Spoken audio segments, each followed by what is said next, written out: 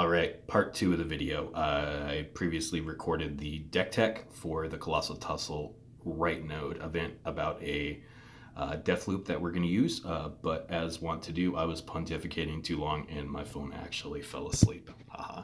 So anyway, last ride event support is crucial to making this happen.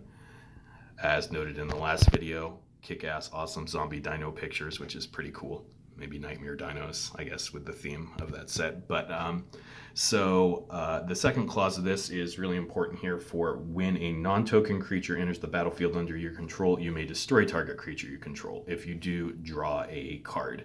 And then using the first part of the card, when a creature you control dies or loses a reinforcement, if it's a token creature, that doesn't matter. So the second part of it, otherwise, which is if it's a non-token creature, gain 2 life and your opponent loses 2 life. So we're selecting that, and then we will use that with our reassembling skeleton in order to wreak havoc on the opponent. So this is one half of our combo, which is the part that when our reassembling skeleton dies, we get to make spirit tokens, and then we'll need a reassembling skeleton. I'm going to go ahead and get conversion out on the board, and then have our Hogwarts Maulin ready to kill what the opponent may have after that. So let's see, our mana gains are black and green first, then red. So let's see what we can find.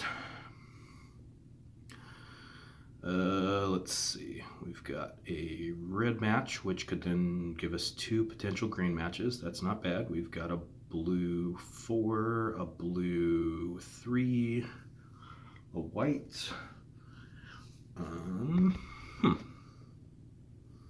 So not fantastic matches, but they're not the worst.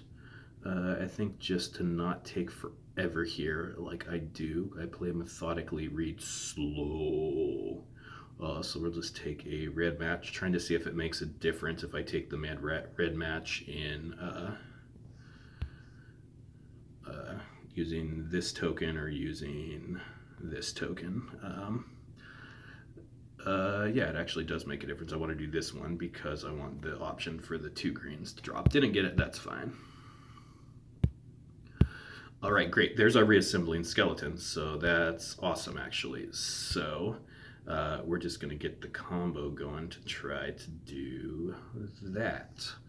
I'm actually wondering if I'm worried if my opponent's going to cast some nasty creature. It might actually be smarter just to get the Hogwarts Maulin going, because that will also help make more conversion if they do drop a creature, which Greg usually will tend to cast creatures first if they're in their hand. So I think actually that's what I'm going to do. I'm going to do the Hogwarts Maulin next, just to have it ready to kill something they have.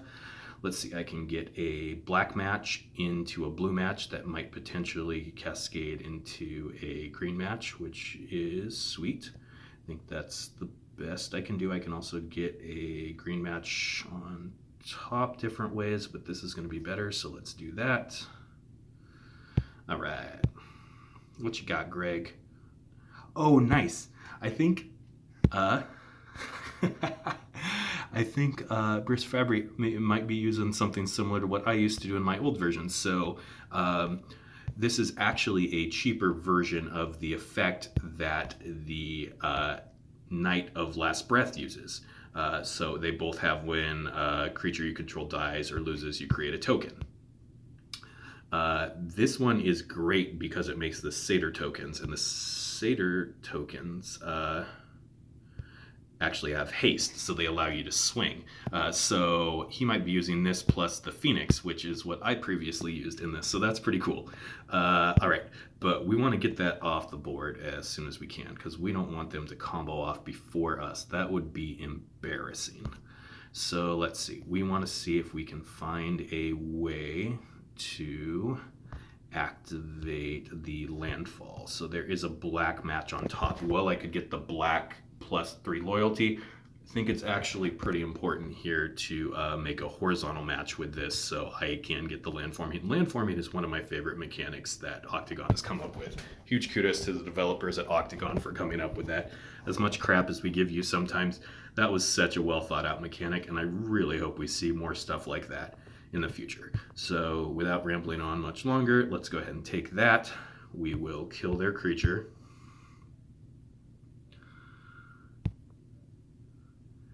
and they took the other match, which makes sense. Great, we're making a lot of black on the board, which is awesome. And let's see how many black gems we have on the board. 1, 2, 3, 4, 5, 6, 7, 8, 9, 10 black gems on the board. So we need to make sure when we go off we have 8 or more black gems for reassembling skeleton. Let's see if there is a way to do this where we could still leave those gems on the board. I think there is, funnily enough. I think this is kind of tricksy, but what we're going to do, let's double check. 1, 2, 3, 4, 5, 6, 7, 8, 9, 10 black gems.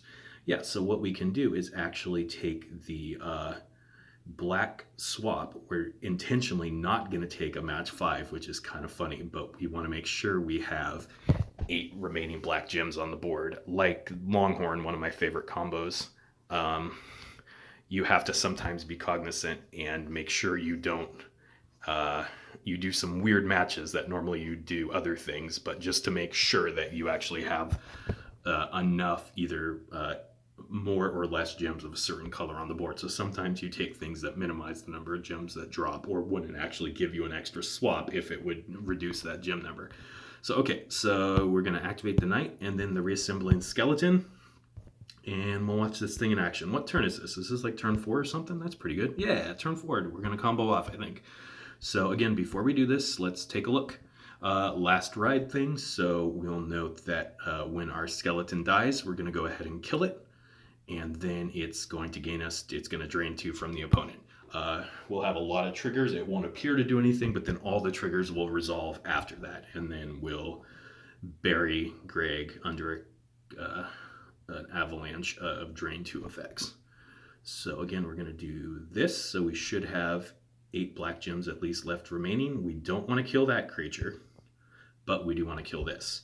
And since we have 8 black gems left, it'll come back to the board. Hooray! And we keep doing this a number of times equal to Greg's life total divided by 2. So that's going to be 60 clicks. It's a long time, but we'll just go through and do this. If you've already stuck with me, bless you. I ramble on and talk and take a long time. But feel free to fast forward through this, or you can listen to me just rambling on about things to fill time as we do this. But you'll be like, wait, what's happening? You're not draining life. What's happening? Well, how the game stacks things, there's a bunch of triggers which are resolving below this, but don't get a chance to resolve before they put a new thing on the stack and give us this opportunity to keep killing our own creatures to loop. So when we're done, we will draw as many cards as we're able to, and then continue to deal with Greg multiple turns at a time. I have not been tracking how many times I have killed killed this guy, but we'll just keep going for ways longer. But again, I do want to give a big shout out to Ambry, and I want to apologize to him. Yesterday, there's some weird stuff going on in life, and I was probably a little crappy and not nice on the forums, and I would like to apologize for that formally. I was just, my language was probably pretty harsh and defensive, and that was not the intent at all. I'm a big fan of constructed criticism in general. It's a way we learn and grow. And I really appreciate when they were letting me know that, yeah, hey, I'm not having a lot of luck with this deck anymore. And now that it's rotated into Legacy, it seems like there's things that are more powerful than that. And I hadn't taken the time to update the deck with the new card pool. And as we saw here, there were a lot more great options like reassembling Skeleton, which is really cheap. A lot of the amazing green cards. Green has such good creature fetch. And even at rare or less, we found 4 fantastic options for that. And then we were able to use some of the more efficient Legacy land conversions as well. So that was pretty cool. Thanks again for your comments on the forums. That's how we all grow and learn. And by doing this and recording this video, hopefully it will help other people in the future with a more efficient version of the archetype. And I think it's pretty fun too. Who doesn't like The skeleton's like, screw you, you can't get rid of me. I'm always coming back as long as there's a lot of black mana forces in the world. Ha ha ha ha ha ha.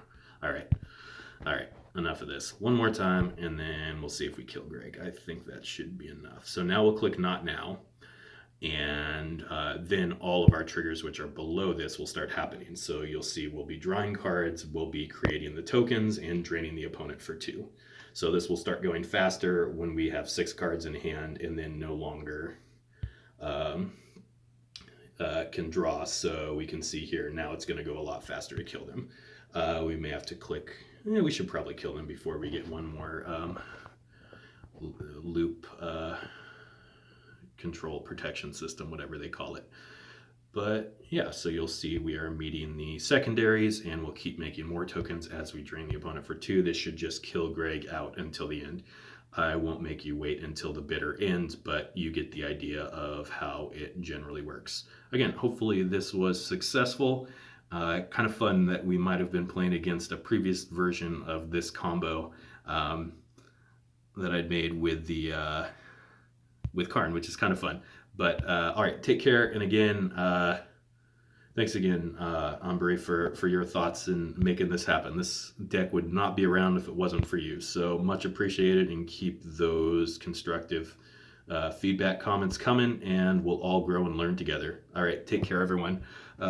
Also, I guess I should say, for those that don't know, From the Ashes has moved from our previous, oh, nope, we did need one more timer. From the Ashes has moved from our previous Slack to a Discord. So I'll try to put a link to the new Discord. Anyone's welcome to join. You can play for some of our coalitions like GP, Goblin Pile, Teferi, Dejected, Arcadia, Denied, many more. We're growing a lot. But even if you want to play for your own team, you're welcome to just come and hang out and chat on the forums. We love to talk. We're all about open information with people in the world, and hope to see lots of you there. All right, there we go. We actually saw it. But all right, take care, everyone, and let me know if you're interested in seeing some other sorts of videos like this. All right, victory.